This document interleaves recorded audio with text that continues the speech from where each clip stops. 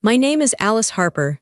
I am 18 years old, and I live in West Lafayette, Indiana. I woke up on my 18th birthday expecting noise. I thought there might be balloons, or maybe just the smell of pancakes. Instead, the house was completely silent. I walked down the hallway in my socks. The kitchen was empty. There was no card on the table. There was only a bright yellow sticky note stuck to the stainless steel fridge. It was in my stepmother's sharp handwriting. At Attorney Brooks, back late. My phone buzzed in my pocket. It was a text from my stepsister, Morgan. We're handling something important. Don't wait up. A cold feeling started in my stomach. I walked into my father's home office. On the center of his mahogany desk sat a stack of papers.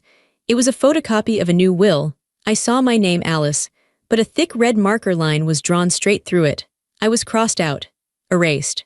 Everything was going to them. I didn't cry. I didn't panic. Instead, I remembered what my grandmother told me years ago. I walked to the wall safe and opened the trust documents she had left for me. Today was my birthday. That meant today, I became the sole trustee. I owned this house. I picked up my phone and dialed the lawyer. I had 12 hours to sell everything before they got home. But before I tell you how everything flipped, like and subscribe, drop a comment. Where are you watching from? My name is Alice Harper. I am 18 years old. To understand why I sold the house in 12 hours, you have to understand that it was never really my home. Not after I turned 4 years old. That was the year my life split into two parts, before Sandra and after Sandra. My biological mother died before I turned 1. I don't have memories of her, only photographs. In the pictures, she looked soft and kind. She had messy hair and a smile that reached her eyes. My father used to look like that too in the old albums. He looked happy. He looked like he had a light inside him. But that light went out when she died, and he never really turned it back on for me.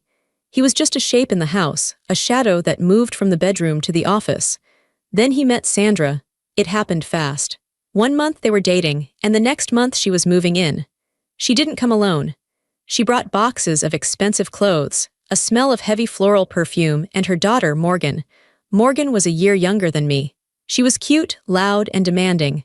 From the very first day, the dynamics were set in stone. Sandra walked into the living room, looked at the old blue armchair that had been my mother's favorite, and frowned. "That's hideous," she said. "It has to go." My father didn't argue, he just nodded. "Whatever you want, honey." That became the motto of our lives. Whatever Sandra wanted, Sandra got. And whatever Morgan wanted, Morgan got double. I became the extra child, the leftover. I remember one dinner when I was 7. Sandra had made a roast chicken. It smelled delicious. I was hungry after playing outside. She served my father a large piece. She served herself. Then she served Morgan the drumstick, the best part. She looked at the empty platter, then at me. "Oh, Alice," she said, her voice high and fake. "I didn't realize you were so hungry. There's plenty of salad left." I looked at my dad. I waited for him to say something. I waited for him to say, "Give her some of mine, or that's not fair." He didn't look up from his plate. He just kept eating. That silence hurt more than the hunger. It told me exactly where I stood. I was the ghost in the corner. I was the one who had to be quiet, the one who had to be grateful for the scraps. As we grew up, the difference between Morgan and me became a chasm. Morgan got the big bedroom with the bay window. I got the small room that used to be a sewing closet. Morgan got new clothes for school every September.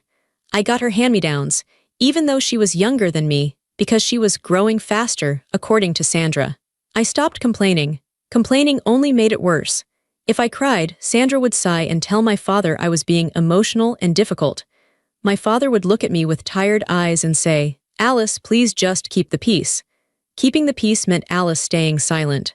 Keeping the peace meant Alice disappearing. The only person who saw me was my grandmother, Evelyn. She was my father's mother, but she couldn't stand Sandra. She saw right through the fake smiles and the sweet voice. Grandma Evelyn lived in a small cottage about 20 minutes away. Her house smelled like lavender and old paper. It was my sanctuary. When I was 12, Grandma Evelyn sat me down at her kitchen table. She made me a cup of hot cocoa with extra marshmallows. She looked serious. "Alice," she said, "I need to tell you something, and you need to keep it a secret. Can you do that?" I nodded. "Yes, Grandma." "Your father is a weak man," she said plainly. "He lets that woman run his life, and he lets her push you aside. It breaks my heart, but I can't change him. But I can protect you." She reached across the table and held my hand. Her skin was paper-thin, but her grip was strong. "I have set up a trust," she said. "This house your father lives in, the big house, it's legally mine. I bought it years ago when your grandfather was alive. Your father just lives there. When I die, the house goes into the trust. And on your 18th birthday, you become the trustee, the sole trustee." I didn't understand all the legal words. "What does that mean?" "It means the house will belong to you," she whispered. "Not your father, not Sandra, not Morgan, you. It is your lifeboat, Alice. They are going to try to take everything from you. They will try to make you small. But this trust is your power. Don't tell them, promise me." "I promise," I said. "They think the house is in your father's name," she said, a small smile playing on her lips. "Let them think that. Let them feel safe. But when you turn 18, you do what you need to do."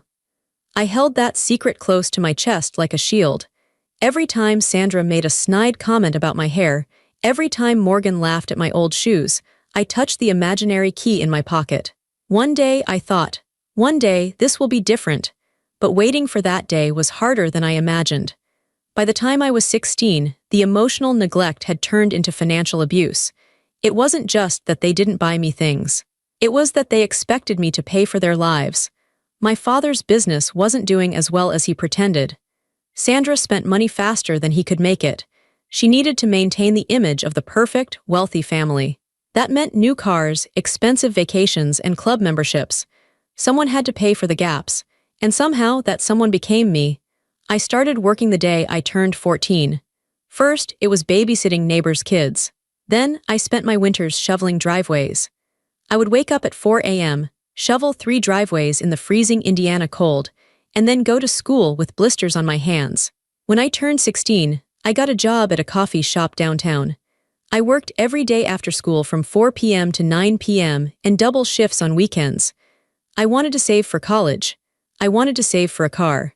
But my family had other plans. It started small. "Alice," Sandra said one evening, leaning against the counter while I made a sandwich for dinner, "we're a little short on the electric bill this month. Since you're working now, it's only fair you contribute. You use the lights, don't you?" It sounded reasonable.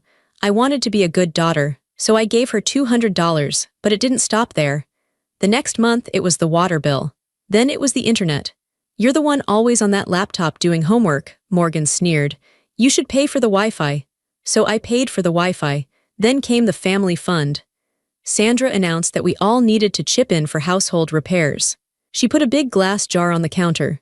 Every Friday, when I brought home my tips and my paycheck, she would stand there watching me. "Family helps family, Alice," she would say. I would put half my paycheck in the jar. But I never saw that money go toward repairs. The leaky faucet in my bathroom never got fixed. The crack in my bedroom window stayed there, letting in the cold draft. Instead, I saw where the money went. I saw it when Morgan came home with new cheerleading uniforms. "Mom bought me the deluxe package," she squealed. "It comes with the customized bag." I saw it when Sandra came home with a new set of patio furniture. "We needed a refresh for summer," she said, sipping wine on the new lounge chair. I saw it when my father drove up in a leased Lexus. "Business image is everything, Alice," he told me when I stared at the shiny car. "You have to spend money to make money." They were spending my money. I was wearing shoes with holes in the soles. I taped them up with duct tape and colored it with black marker so no one would notice. I skipped lunch at school because I didn't have $5. Meanwhile, Morgan was taking private tennis lessons. Morgan was going to Finding Herself camps in California. Morgan was getting weekly manicures. I felt like a battery they were draining dry. I was the live-in ATM. One night I came home late from the coffee shop. My feet were throbbing. I had burned my hand on the espresso machine. I walked into the kitchen and they were all eating takeout sushi, the expensive kind. There was no plate for me. "Oh," Sandra said, not looking up from her phone. "We figured you ate at work. There's some rice left in the container if you want it." I looked at the table. There was easily $100 worth of food there. That was my entire week's earnings. "Did you use the money from the jar?" I asked. My voice was quiet. Sandra's head snapped up, her eyes narrowed. "Excuse me, the family fund," I said. "Did you use it for sushi?" "Don't you dare take that tone with me," Sandra hissed. "After everything we do for you, we put a roof over your head. We keep you clothed. You are so ungrateful, Alice, just like your mother." My father sat there, dipping a shrimp tempura into soy sauce. He didn't look at me. Dad, I said, he sighed. Alice, don't start an argument. Just go to your room. I went to my room. I sat on my bed in the dark. I didn't eat the cold rice. That night, I stopped putting cash in the jar. I opened a secret online bank account that sent no paper statements. I started hiding my money. I told them my hours got cut. I told them I wasn't getting tips. They got angry. They called me lazy. They called me selfish. I need a new dress for prom. Morgan screamed at me one afternoon. Mom said you would pay for it. I don't have any money, I lied. I had $2,000 in my secret account. You're a liar, Morgan yelled. She pushed me, hard. I stumbled back and hit my shoulder against the wall. Sandra walked in. She saw me holding my shoulder. She saw Morgan red-faced and screaming. Alice, why are you upsetting your sister? Sandra said. She pushed me, I said. Stop playing the victim, Sandra snapped. If you aren't going to contribute to this family, then you don't get the perks of this family. No dinner for you tonight. I didn't care about dinner. I cared about the math. I calculated every dollar they had stolen from me. I kept a notebook hidden under a loose floorboard in my closet. I wrote down dates. I wrote down amounts. I saved receipts I found in the trash. Patio furniture, $1,200, paid with cash my cash. Morgan's cheer camp, $800. Dad's golf clubs, $1,500. They thought I was stupid. They thought I was just a quiet, submissive girl who would work until she died to keep them comfortable. They didn't know I was counting. And they didn't know I was waiting. My grandmother's health started to fade when I was 17. It started with small things. She would forget where she put her tea. She would call me by my father's name. But she had moments of crystal clarity. Moments where the fog lifted and she was sharp as a knife. I visited her every Sunday. It was the only time I felt safe. I would brush her hair and tell her about school. I didn't tell her about the money Sandra stole. I didn't want to worry her. One afternoon, about 6 months before my 18th birthday, she grabbed my arm. Her grip was weaker now, her hands trembling. Alice, she rasped. Her eyes were intense. They are waiting. Who, Grandma? Your father, that woman, they are waiting for me to die. A chill went down my spine. Don't say that. It's true, she said. I can see it in their eyes when they visit. They look at the furniture, they look at the silver, they are counting their inheritance. She pulled me closer. Listen to me, the trust, do you remember? I remember, I said. The lawyer is Mr. Brooks, Robert Brooks. He has the papers. When I go, they will think they won. They will think the house goes to your father. He is the next of kin. That is how it usually works. She coughed, a dry, rattling sound. But the deed is already in the trust, she whispered. The trust owns the house. And you own the trust. Do not let them take it, Alice. They will try to guilt you. They will try to scare you. They will tell you that you are a child and you don't understand business. Do not listen. I won't, I promised. You are strong, she said. You are the only strong one in this family. Promise me you will take what is yours. I promise, Grandma. She died 2 months later. The funeral was a performance. Sandra wore a black designer dress that probably cost more than my car. She cried loudly in the front pew, dabbing her eyes with a lace handkerchief. She had hated Grandma Evelyn. She used to call her the old bat when she thought I couldn't hear. But today she was the grieving daughter-in-law. My father looked numb. He shook hands with people and nodded, but he looked absent. Morgan spent the entire service texting on her phone, hiding the screen behind a hymn book. I didn't cry. Not there. I couldn't share my grief with them. It felt like throwing pearls into the mud. I sat in the back, stiff and silent. I said my goodbyes in my head. After the funeral, the family gathered at our house. Sandra was already planning the renovation. We can finally knock down that wall in the kitchen, she told her friend, holding a glass of wine. And Evelyn's cottage. We can sell that and put in a pool here, or maybe a guest house for Morgan. My stomach twisted. They weren't even waiting for the grass to grow on her grave. And the jewelry, Morgan chimed in. Grandma had those vintage pearls. I want those. I knew where the pearls were. They were in a safety deposit box that only the trustee could access. They belonged to me, but I said nothing. We have to wait for the will reading, my father said, loosening his tie. It's in a few months, on Alice's birthday actually, strange timing. It's just a formality, Sandra dismissed him. You're her only son, it all comes to us. Finally, we can live the way we deserve. She looked at me across the room. I was clearing the plates from the guests. Alice, hurry up with those dishes, she commanded, and then bring more ice. I walked into the kitchen. I gripped the edge of the sink until my knuckles turned white. Let them talk, I thought. Let them plan. They didn't know the house they were standing in, the kitchen they were planning to renovate, the very floor they were walking on. It didn't belong to them. It was a ticking time bomb, and I was holding the detonator. That brings us back to this morning. My 18th birthday. The silence in the house was heavy. I stood in my father's office, staring at the photocopied will on his desk. The red line through my name was violent. It was angry. I leave my entire estate to my son, with the understanding that he will provide for his wife Sandra and daughter Morgan. Alice is excluded from this bequest, as she has shown she is independent and capable of supporting herself. Independent. That was their word for, we don't want to help her. They had rewritten his will. They had manipulated him into cutting me out completely. They thought this piece of paper was the final word. They thought that because Grandma was dead, her assets flowed to my father, and my father had just signed them over to Sandra and Morgan. I felt a strange sense of calm settle over me. It was the calm of a soldier who finally sees the enemy clearly. There was no more hope, no more wishing they would love me. The bridge was burned. I looked at the clock. It was 8:15 a.m. I walked to the wall safe behind the painting of the ship. I knew the combination. Grandma had taught it to me. Left 4, right 12, left 88. The heavy door clicked open. Inside was a blue folder. The Evelyn Harper Revocable Trust. I opened it. The language was dense, but the key clause was highlighted in yellow. Upon the death of Evelyn Harper, this trust becomes irrevocable. Upon the 18th birthday of Alice Harper, she shall assume the role of sole trustee and beneficiary. The trustee has full authority to manage, sell, or liquidate all assets, including the real property located at 14 Oak Lane. 14 Oak Lane. This house, I took the folder. I went to my room, I locked the door. My hands were steady. I picked up my phone and dialed the number for Mr. Brooks. He answered on the second ring. Brooks Law. Mr. Brooks, I said. It's Alice Harper. I'm 18 today. There was a pause, then a warm voice. Happy birthday, Alice. I've been waiting for your call. Your grandmother was very specific. They crossed my name out of Dad's will, I said. They think they own everything. Your father's will is irrelevant regarding the house, Mr. Brooks said sharply.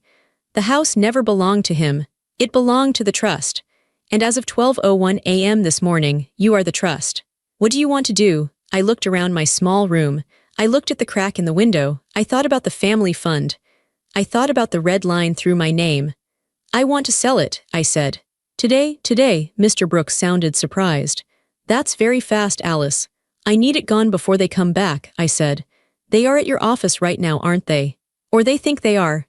They have an appointment with my junior associate at 9 a.m. to discuss the will, Mr. Brooks said. I can keep them occupied for a few hours. I can delay them. Do it, I said. I need until noon.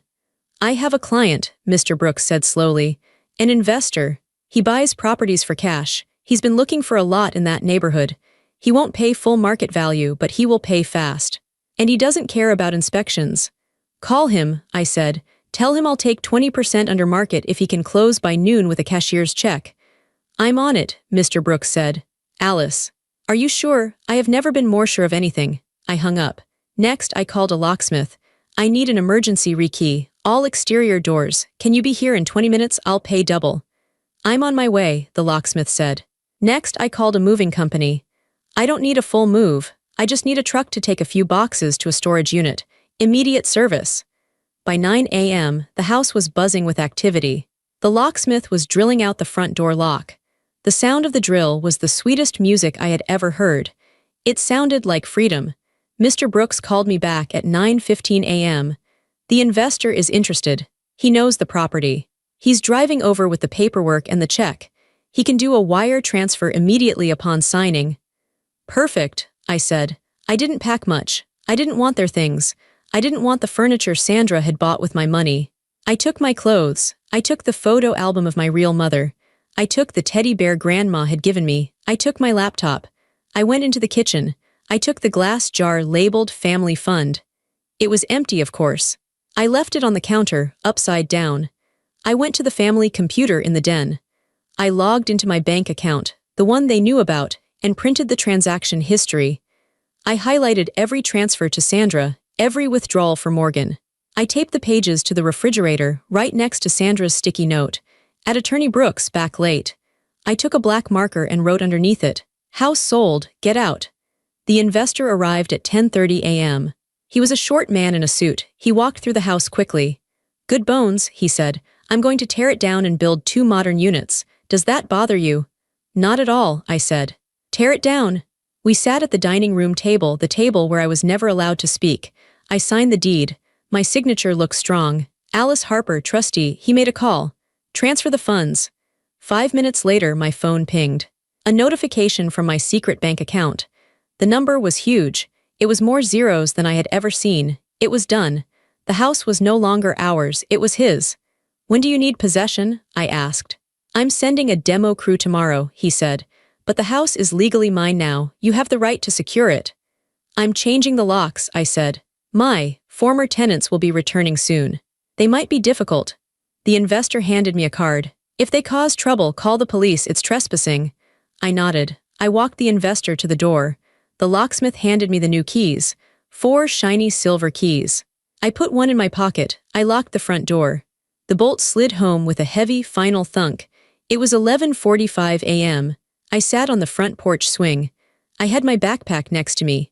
The moving truck had already taken my few boxes to storage. I waited. The street was quiet. The sun was shining. It was a beautiful day.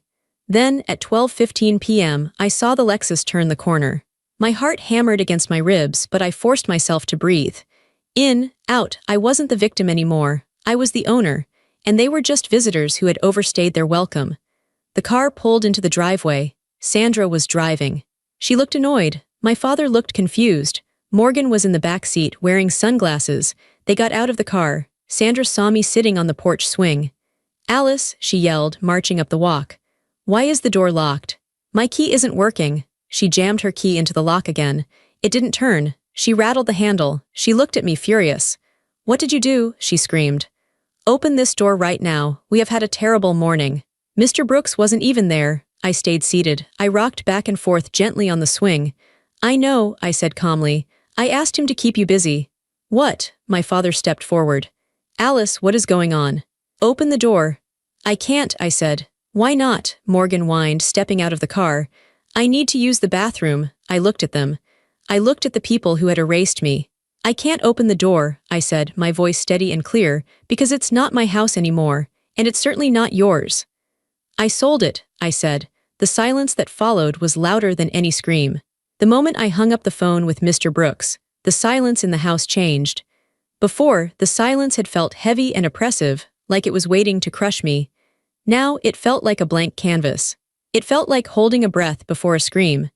I stood in the center of my father's home office. I looked at the mahogany desk where he had signed the papers to erase me. I looked at the leather chair where he sat and drank scotch while I scrubbed the floors. I looked at the bookshelves filled with books he never read, bought only to make him look smart. I felt a strange vibration in my hands. It wasn't fear. It was adrenaline. It was the feeling of an engine starting up after sitting cold for years. I had work to do. I walked out of the office and went straight to my bedroom. I didn't run. I walked with a purpose. I walked like I owned the floorboards beneath my feet, because for the next few hours I did. My room was small. It was the smallest room in the house, originally intended for sewing or storage. The walls were painted a dull beige because Sandra said paint was too expensive to waste on a room nobody sees. I pulled my old duffel bag from under the bed. It was dusty. I unzipped it, and the sound was loud in the quiet house. I started packing, but I didn't pack everything. I only packed the things that were truly mine. I packed the Purdue sweatshirt I had bought with my own money from the thrift store. I packed the 3 pairs of jeans that fit me. I packed my worn-out sneakers. I packed my laptop, which I had bought refurbished from a pawn shop 2 years ago. Then I went to the closet. I looked at the clothes hanging there. Most of them were old shirts of Morgan's that she had stained or stretched out. Sandra called them hand-me-downs, but they were really just trash she was too lazy to throw away. I left them. I left every single piece of clothing they had given me. I didn't want their fabric touching my skin anymore. I went to the bottom drawer of my nightstand. This was where I kept the things that mattered. I took out the wooden box Grandma Evelyn had given me for my 10th birthday. Inside was a stack of letters she had written to me over the years. To Alice, for when you need courage. To Alice, for when you feel alone. I put the letters in my backpack. I treated them like they were made of glass. I took out the photo album. It was small, just a cheap plastic thing, but it held the only evidence that my biological mother had existed. There was a picture of her holding me in the hospital. She looked tired but so happy. There was a picture of her pushing me on a swing. I put the album in the backpack next to the letters. Then I saw the teddy bear. His name was Barnaby. He was missing one eye and his fur was matted, but he was the only thing I had hugged for 10 years. I picked him up. I squeezed him once hard. "We're leaving, Barnaby," I whispered. I put him in the bag, that was it. That was my whole life. It fit into one duffel bag and one backpack. 18 years of existence, and this was all I had to show for it. It made me angry, but it also made me feel light. I wasn't leaving anything behind because there was nothing here for me to miss. My phone rang. It was the locksmith. "I'm outside," he said. I walked to the front door. A white van was pulled up in the driveway. A large man in blue coveralls was standing there holding a toolbox. "You Alice?" he asked. "Yes," I said. "I need the locks changed, all of them, front door, back door, garage door." "Lost your keys?" he asked, walking up the steps. "No," I said, "I'm evicting squatters." He looked at me. He saw the determination in my face. He didn't ask any more questions. "All right," he said. "I'll get to work, cash or card." "Card," I said. "But I have the cash if you need it." While he worked on the front door, drilling out the old lock that my father had used to keep me out, I went to the kitchen. The kitchen was Sandra's pride and joy. It had marble countertops and stainless steel appliances that cost more than my tuition. I walked to the fridge. The sticky note was still there. "At Attorney Brooks, back late." I looked at it. I hated that handwriting. It was spiky and aggressive. I went to the family fund jar sitting on the counter. It was a large glass mason jar with a ribbon tied around it. Sandra had put it there 3 years ago. "We all contribute," she had said. But I was the only one who put money in. They were the ones who took it out. I picked up the jar. It was empty. I walked to the sink and smashed the jar against the porcelain. It shattered with a loud crash. Glass flew everywhere. The ribbon lay on the wet metal of the drain. I didn't clean it up. For the first time in my life, I made a mess and I didn't clean it up. It felt good. I went to the computer in the den. I printed out the bank statements. I taped them to the window, to the fridge, to the mirror in the hallway. I wanted them to see the math. I wanted them to see the numbers. At 10:30, the investor arrived. Mr. Henderson. He was a short, bald man who smelled like cigars. He walked through the house in 5 minutes. He tapped the walls. He looked at the floors. "It's dated," he said. "The layout is bad. I'm going to scrap it." "That's fine," I said.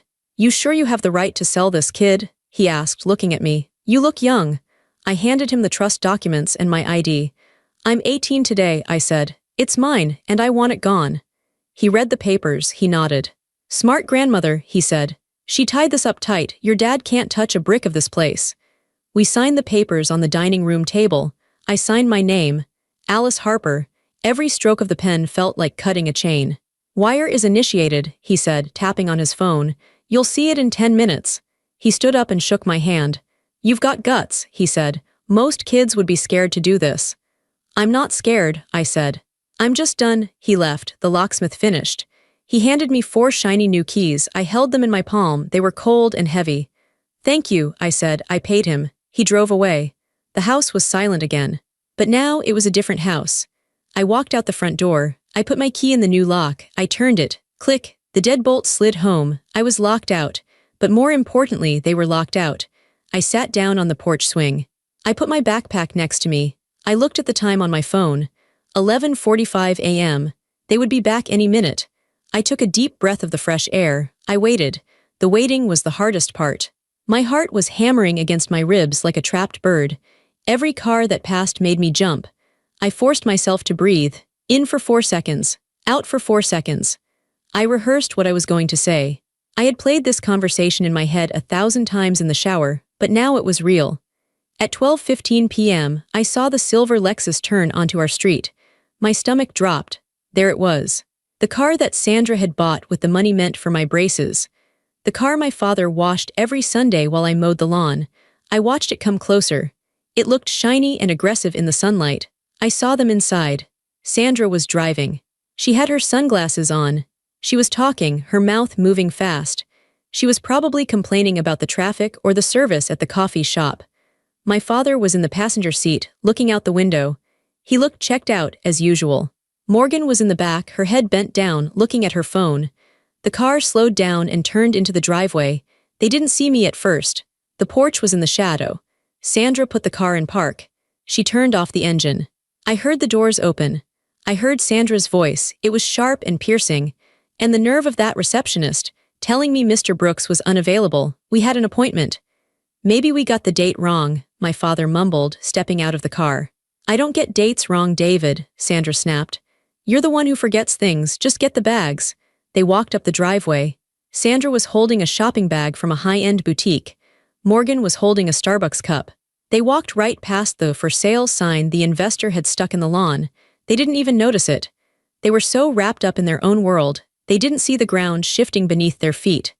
Then, Sandra looked up. She saw me sitting on the swing. She stopped. Her heels clicked on the pavement. Alice, she said, her voice was annoyed. What are you doing sitting out here? Why aren't you inside cleaning the kitchen? I told you to mop the floors before we got back. I didn't stand up, I just looked at her. I'm not cleaning the floors, Sandra, I said. I don't live here. She rolled her eyes. She walked up the steps to the front door. Don't start with your drama today, she said. I have a headache, just move out of the way. She reached for the door handle. She expected it to open. She turned it. It was locked. She frowned. She dug into her purse and pulled out her key ring. It was heavy with keychains, a fluffy pink ball, a miniature Eiffel Tower. She shoved her key into the lock. It didn't turn. She jiggled it. She pulled it out and jammed it in again. What the hell? She muttered. David, the key isn't working. My father walked up the steps carrying the boutique bag. Let me try, he said. He tried his key. It didn't work either. That's strange, he said. It feels like the wrong key. It's not the wrong key, Sandra yelled. It's the key I've used for 15 years. She turned to me. Her face was turning red. Alice, did you lock the deadbolt from the inside? How did you get out here? I stood up slowly. I picked up my backpack. The key doesn't work, I said, my voice calm and steady, because I changed the locks. They stared at me. Morgan looked up from her phone. What? I changed the locks, I repeated. About an hour ago. Why would you do that? My father asked, looking confused. Alice, that's very inconvenient. We need to get inside. You can't get inside, I said. Because it's not your house. Sandra laughed. It was a cruel, mocking sound. Oh, here we go, she said. Is this some kind of teenage rebellion? Did you read something online about taking back your power? Open the door, Alice, before I ground you for a month. You can't ground me, I said. I'm 18, and I'm the owner of this property. You're delusional, Sandra spat. David, do something. She's lost her mind. My father stepped toward me. He looked angry now. Alice, give me the new key, he demanded. This isn't a game. Open the door right now. No, I said. I am your father, he shouted. I own this house. I pay the mortgage. Actually, I said, you don't pay the mortgage. Grandma paid off the mortgage 10 years ago, and you don't own the house. The Evelyn Harper Trust owns the house. My father froze. His face went pale. How do you know about the trust? He whispered. Grandma told me, I said. She told me everything. She told me you were weak. She told me you would let Sandra spend it all. And she told me that on my 18th birthday today I would become the sole trustee. I pulled the blue folder out of my backpack. I held it up. I signed the papers this morning, Dad. I sold the house to an investor. He wired the money. It's done, the house belongs to him now. You sold it, Morgan screeched. You sold my house, where am I supposed to sleep? I don't know, I said. Maybe you can sleep in the Lexus, it cost enough. Sandra lunged at me. She dropped her purse and tried to grab the keys from my hand. You little thief, she screamed. Give me those keys, I'll kill you. I stepped back. I wasn't afraid of her anymore. She looked small. She looked desperate. Don't touch me, I said. I'm calling the police, she yelled. I'm having you arrested. She scrambled for her phone. Her hands were shaking so bad she dropped it. Call them, I said. I already did. The police car pulled up silently. I had requested a civil standby when I called, explaining that I was the owner and anticipated a hostile reaction from unauthorized occupants. 2 officers got out. One was Officer Miller, a man in his 50s with a kind but firm face. The other was Officer Sanchez, a younger woman who looked like she took no nonsense. Sandra ran down the driveway to meet them, crocodile tears already streaming down her face. Officer, thank God, she wailed, pointing a manicured finger at me. My stepdaughter has gone crazy. She locked us out. She's holding us hostage. Officer Miller walked up the driveway slowly. He looked at Sandra, then at my father, then at me. "Nobody is being held hostage if you're standing outside, ma'am," he said calmly. "What seems to be the problem?" "She changed the locks," Sandra sobbed. "It's our house. She's trying to steal it." Officer Miller looked at me. "Miss, is this true?" "My name is Alice Harper," I said. "I am the owner of this property. These people do not have a lease. They do not pay rent. I have sold the property and the new owner takes possession tomorrow. I have asked them to leave and they are refusing." I handed him the folder. He opened it. He looked at the deed of trust. He looked at the sale agreement. He looked at the wire transfer receipt. He showed it to Officer Sanchez. They nodded to each other. "This looks like a valid legal sale," Officer Miller said. He turned to my father. "Sir, is your name David Harper?" "Yes," my father said. He was leaning against the porch railing, looking like he might vomit. "Were you aware that this property was held in a trust?" I knew my mother had a trust," he stammered. "But I thought I was the beneficiary." "It says here Alice Harper is the sole beneficiary upon turning 18, the officer said. "And she turned 18 today." "But we live here," Sandra screamed. "We have rights, squatters' rights. You can't just kick us out." "Actually," Officer Sanchez said, stepping forward, "since there is no lease agreement, and the owner has formally trespassed you, you are technically intruders. However, given the circumstances, we usually allow a standby for you to collect essential belongings." She looked at me. "Miss Harper, are you willing to allow them entry to collect their things?" I looked at them. I looked at Sandra, who was red-faced and panting. I looked at Morgan, who was looking at her shoes. I looked at my dad, who wouldn't meet my eyes. "They have 15 minutes, I said. "One trip, essentials only, no furniture. No appliances, just what they can carry." "You heard her," Officer Miller said. 15 minutes. He took the key from me and unlocked the door. Sandra pushed past him, rushing inside. "My furs," she yelled.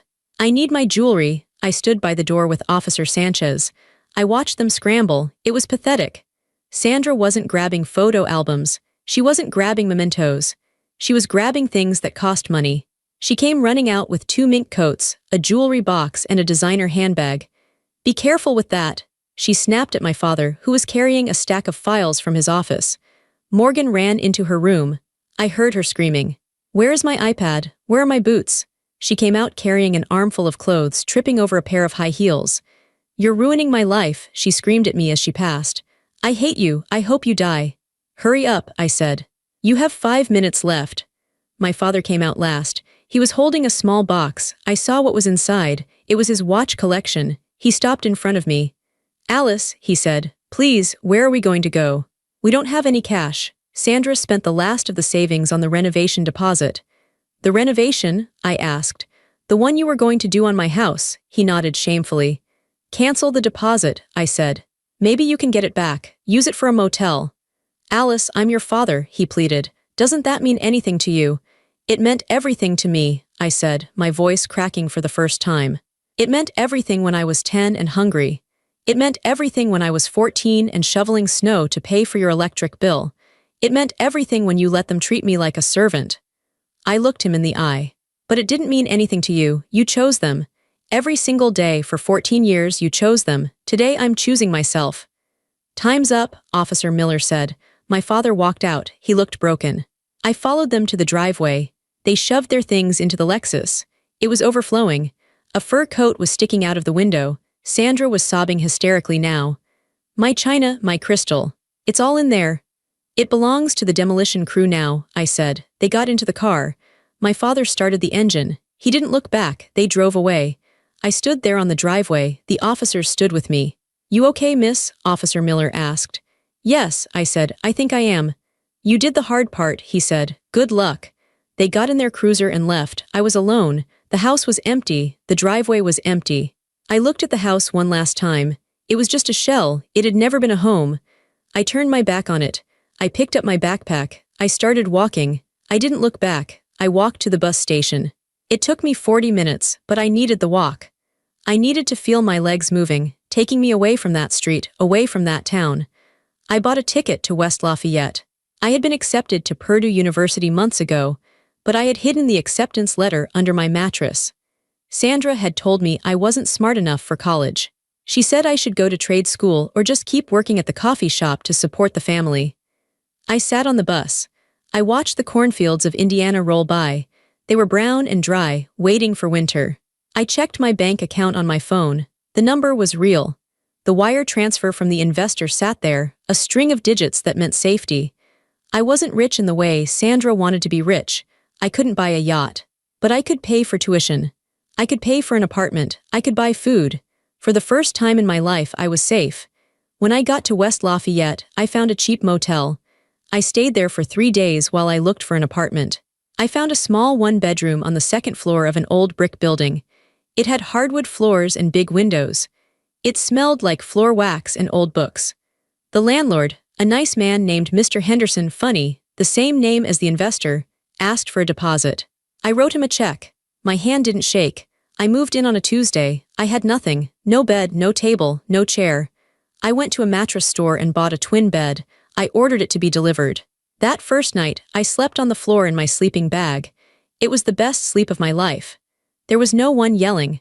There was no TV blaring reality shows from the living room. There was no anxiety about whether I had cleaned the sink well enough.